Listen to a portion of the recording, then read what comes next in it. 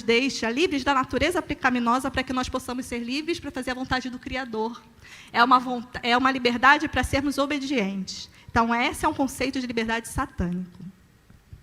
E quando a gente entra nessa questão, e as meninas falaram muito da questão, sempre está envolvida aí a criança. Só que a gente tem que entender que a criança, ela, na verdade, ela está no início e na ponta desse processo, no sentido de que o principal objetivo disso tudo é desconstruir o quê? A família, né? Então, a gente começa com essa desconstrução dos papéis dentro da família.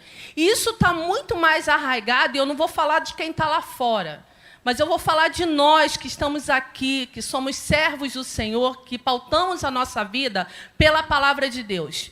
Nós temos sido levados por toda essa onda, né, de desconstrução da família de maneira tão sutil que, quando a gente se percebe, o negócio já está instalado dentro da igreja, dentro da família, e as famílias estão destruídas. E o que está acontecendo? Por que isso está acontecendo?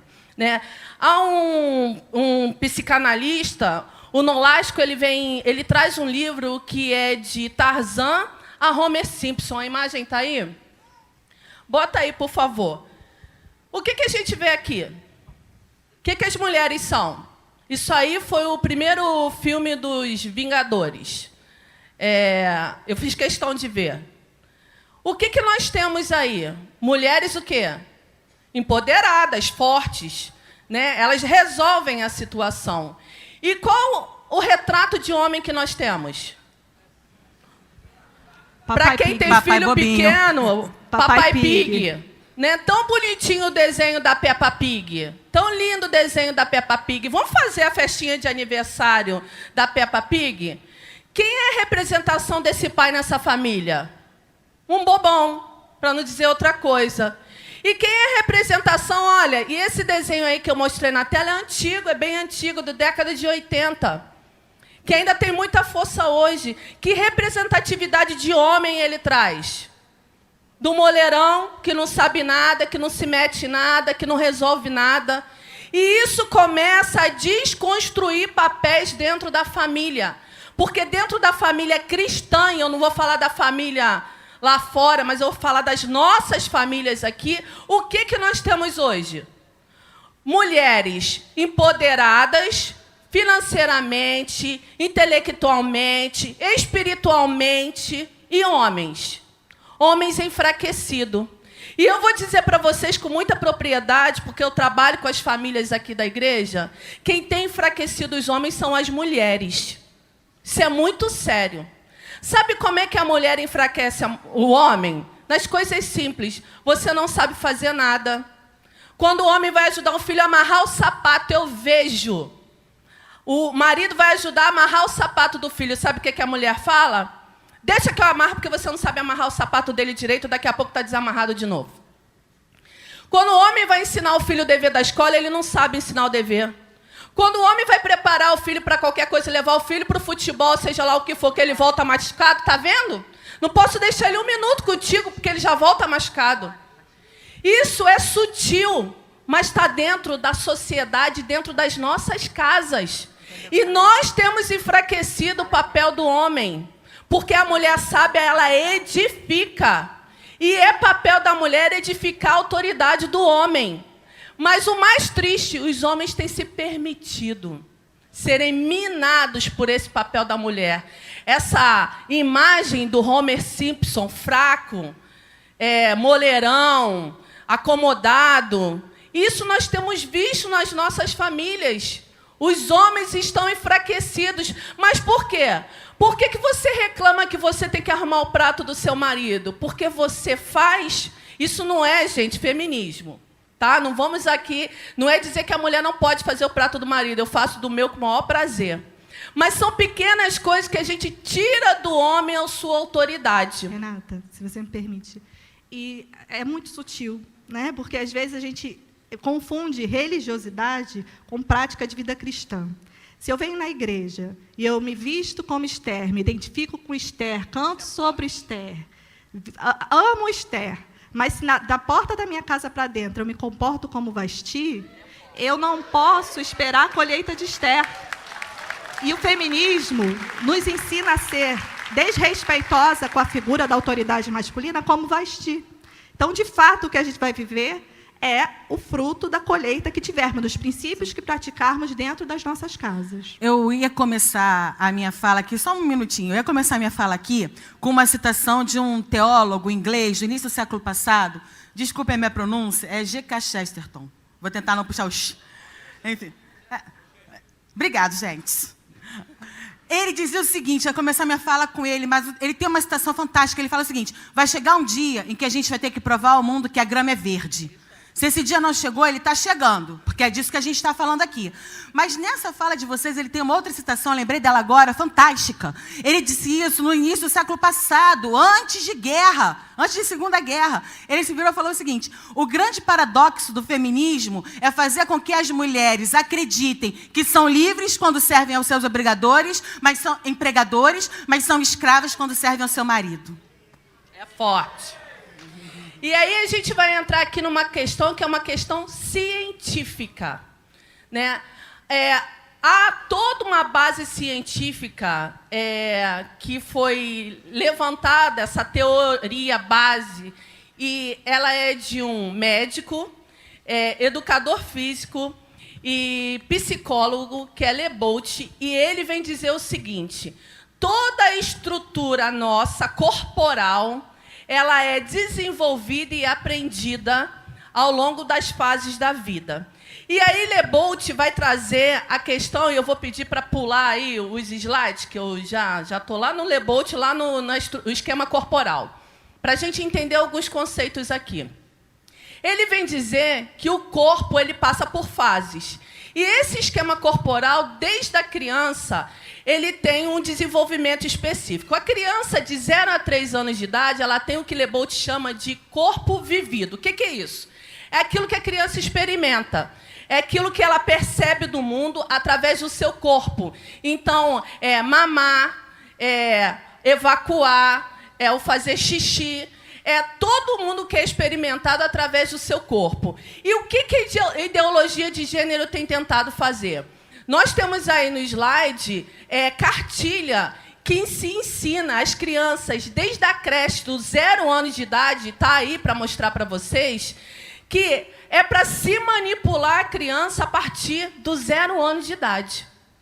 Essa aí. Ensinando a manipular a criança desde os 0 anos de idade. Fazer jogos sexuais com as crianças. Isso é cartilha para professores. Por quê? Porque eu vou trazer para essa criança, de 0 a 3 anos de idade, uma experiência de corpo vivido que não é dela, mas que é uma experiência de corpo vivido que é do outro. Ou seja, ela passa a ser manipulada pelo outro e achar que isso é normal, que isso é assim. E aí, a segunda fase desse desenvolvimento, esse livro aí é um livro de 4ª série. Crianças de 8, 9 anos de idade, ensinando o uso da camisinha. Crianças de 8, 9 anos de idade. Isso está nos livros pedagógicos, nas salas de aula do seu filho. E aí Lebout vai falar que dos 3 aos 7 anos, a criança tem aquilo que chama de corpo percebido. E aqui está o nó da questão.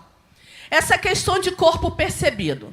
A criança, quando ela tem 3 anos de idade, ela faz um deslocamento do seu eu, da sua percepção de eu, para o outro. Então, em palavras simples, ela vai começar a olhar o outro para construir a sua percepção, a sua diferenciação de eu. E aí ela vê em casa o quê? Uma mãe poderosa, que carrega a casa nas costas, que trabalha, que faz tudo, que dá conta de todas as demandas, e vê um pai que o quê? Não sabe de nada, não faz nada, que o tempo todo é criticado. Ela está na fase de construção do seu corpo percebido. Quem essa criança vai querer ser? O pai ou a mãe? A mãe. E aí, com 3 anos de idade, 4 anos de idade, eu começo a receber mães aqui preocupadas porque os filhos de 4 anos de idade, de 5 anos de idade, estão querendo usar sapato, estão querendo botar maquiagem, estão querendo fazer o quê? Ser como a Mãe. Porque a mãe é empoderada. E ele vê na televisão, as imagens que depois eu vou botar, de um financiamento muito forte nessa área. Que as nossas princesas já não estão mais buscando casamento. Quem aqui viu o último filme do Aladim? O povo é crente, ninguém vai no cinema ver essas coisas. Só a tia Renata mesmo tem que ver. Olha, eu tenho que fazer o sacrifício de ver todas essas coisas para poder conversar com as crianças. É triste isso. No último filme, a Jasmine ela tem uma música que é dela, que não tinha no desenho anterior. Por quê? Essa fase aí, essa fumaça do lado, são as figuras masculinas sumindo. Porque ela agora ela tem voz. Ela pode, ela resolve, ela não precisa mais casar para que o marido dela venha assumir o reino. Não, ela pode assumir o reino sem precisar casar. Isso é sutil. Ah, é legal essa onda do feminismo que defende os direitos? Ok. Mas até que ponto essa sutileza entra na nossa casa? Pode botar as outras imagens aí do que a Disney está promovendo agora. É Disney, é legal, eu gosto. As crianças se amarram. A Valente, ela nem pensa em casamento. O filme 2 da Frozen, as duas irmãs, elas vão salvar o mundo de uma tragédia. Elas não precisam de homem para nada. A Mulan, ela já é super poderosa. E tá vindo aí o filme da Mulan. Falei, eu quero ver o que vai vir aí da Mulan, porque ela já salva a China, né? Então agora eu quero ver o que vai vir aí. Mas olha o que a Disney está promovendo. Um projeto de empoderamento para jovens para estudar cinema nos Estados Unidos. Para mulheres. Qual é o financiamento disso, gente? Fortalecimento de que figura? Da mulher. E eu sei que a mulher tem que se posicionar, mas eu pergunto, cadê os homens se posicionando? Viraram todos Homer Simpson? Por que os homens não têm se levantado? O meu marido perguntou assim, por que 3 mulheres falando sobre esse assunto? Eu falei, porque 3 mulheres estudaram sobre esse assunto. Ah, tá. Né? Ele na sexta-feira fez a crítica. Ok. Tem homem pra falar, calma, não fica nervoso. A gente sabe. É pra provar que a igreja não é sexista. Pastor Ronaldo e pastor Gilton já levantaram ali, irado, pastor Jorge. Mas é bom que nós mulheres falemos a respeito daquilo que nós estamos vivenciando também, indo contra aquilo que a sociedade está impondo. Eu quero só falar uma coisa muito importante aqui. A gente está falando aqui debaixo da autoridade de vocês.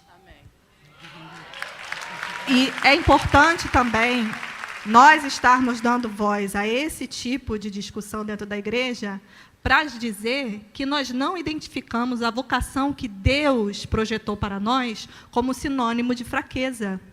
Edificar o lar não é coisa de mulher fraca, é coisa de mulher sábia. A mulher sábia edifica a sua casa. O empoderamento, a primeira estratégia que Satanás propôs para Eva foi uma proposta de empoderamento, foi de conhecimento, conhecimento é poder.